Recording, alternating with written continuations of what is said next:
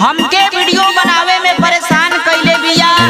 देख ना रे रबिया ये कैसन काम कइले बिया। अरे ट्रेंडिंग बार पुष्पा के वीडियो बनावे दे। रुदा ना भैया बनावा तनी।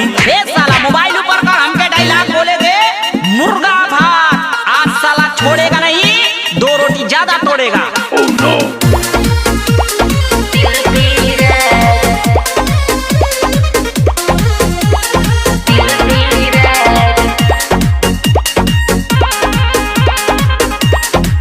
रोज नया नया रील बनावेला, मिलियन में लाइक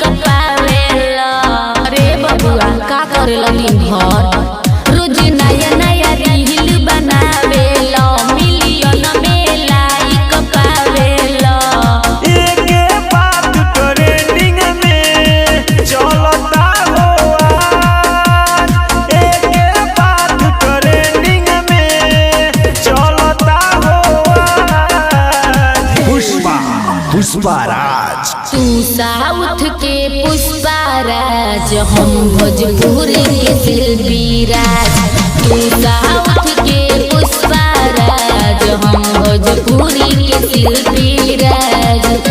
हम सबके सामने एक चिल्ला के बताई, जे हमके फ्लावर समझाता उनके एक दिन हम हार बन के दिखाई।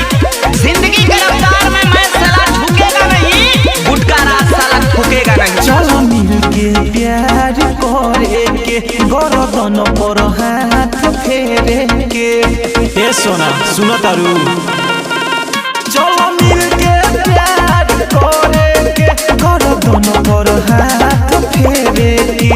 हमनी पर सबके ध्यान बा, मार के तुम पूरा पहचान बा। कोरिले खुश दिहे बस अपना, होला ना केहू नाराज।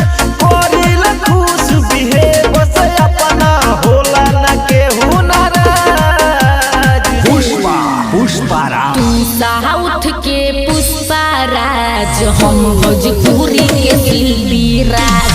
तू साउथ के पुष्पा राज, हम भोजपुरी के शिल्पी राज। ए अभिषेकवा, वो हमरा के साउथ के पुष्पा राज समझतिया, अपना के शिल्पी राज मानतिया।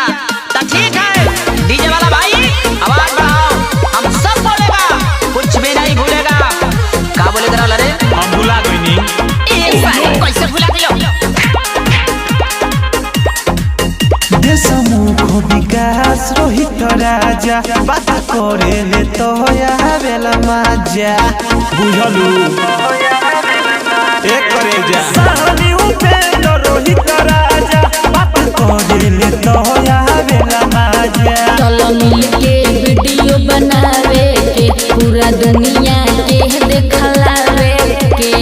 हमके प्यार करेलू तू, हमें तोहरे पवाना।